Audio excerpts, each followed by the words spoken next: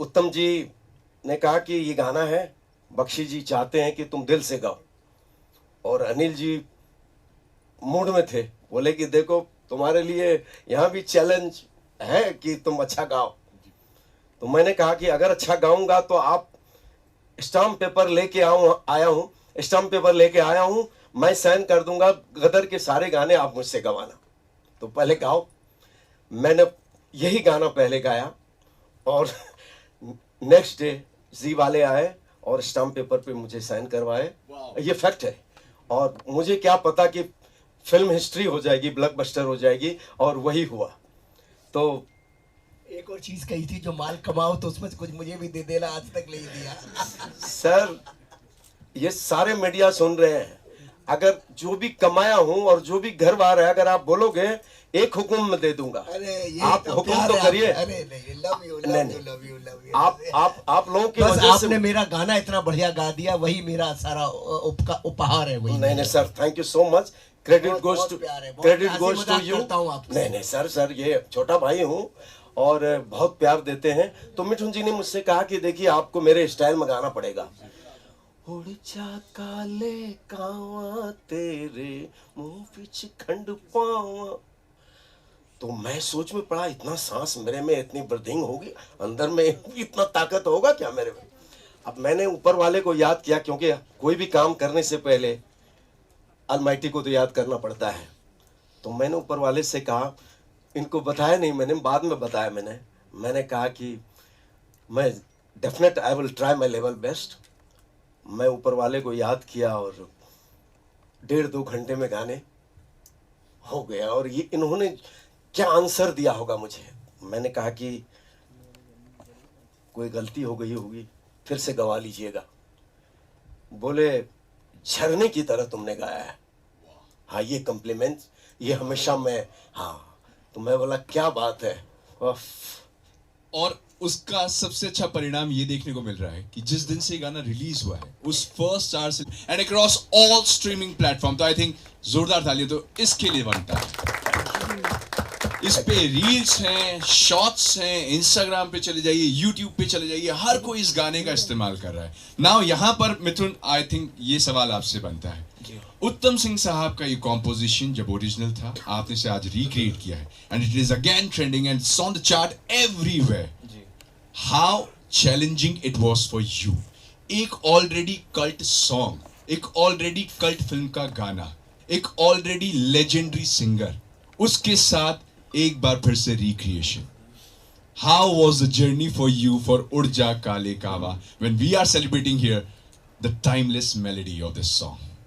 Actually सबसे पहले तो मैं एटलीस्ट इस पर्टिकुलर गाने के लिए मैं रिक्रिएशन शब्द से ही मैं क्या कहता हूँ, मैं उसको जोड़ता नहीं हूँ, क्योंकि मुझे लगता है कि रिक्रिएट जो होता है, जिसको बोलते हैं कि फिर से पैदाइश, जो इतनी खूबसूरत चीज़ हो, राइट। गाना जो है वो उसके पेशकश से नहीं होता है, जो रूह होती है उसके तर्ज में होती है, उसकी पोइट्री में होती है। तो जो चीज़ उत्तम सिंह जी और श्री आनंद बख्शी साहब ऑलरेडी क्रिएट कर चुके हो, मैं उसको रिक्रिएट करने वाला कोई होता नहीं हूँ। तो मैं उससे बिल्कुल उस वर्ड से मैं थोड़ा दूर भागता हूँ। मैंने उसको रिप्रेजेंट किया है, हम अरेंजमेंट कहते हैं जिस तरीके से। तो सच बोलिए तो मेरे लिए बहुत आसान काम था, क्योंकि कोई चीज़ इतनी सुंदर हो तो you can't go wrong with it. मुझे सिर्फ केयरफुल रहना था कि मैं उसको ख़राब ना कर दूँ। दैट वॉज माई प्रायोरिटी, क्योंकि ये गाना अपने आप में एक प्रार्थना समान है, मुझे लगता है भारत देश के लिए। लोग इस गीत से, इस तरह से, छोटी छोटी बातों से बहुत प्रेम रखते हैं। और आई थिंक सबसे बड़ी बात मेरे लिए यह था कि मैं इसलिए टेंस नहीं था, क्योंकि मेरा इंटेंशन ये था नहीं कि मैं अपने आप को दिखाऊं कि मैंने क्या कंट्रीब्यूट किया है।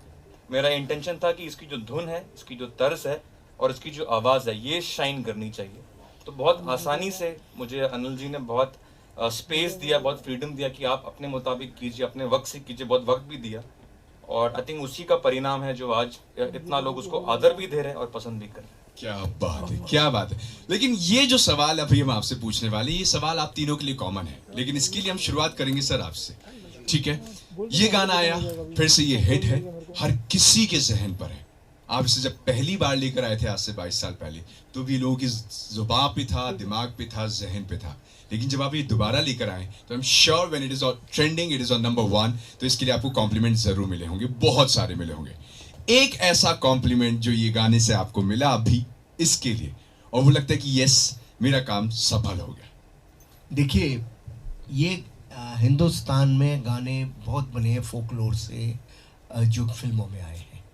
ये मुझे लगता है कि भारत का पहला गाना है जो कि फिल्मों से फोकलोर में गया है।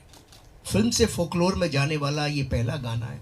मैं जब एक बार शूटिंग करने गया था अब तुम्हारे हवाले वतन साथियों की राजस्थान में, तो मैं अचानक जोधपुर में पहुंचा तो वहाँ पर कोई इस गाने को बजा रहा था, अपने उस पे सारंगी पे बजा रहा था। तो मैं हिल गया।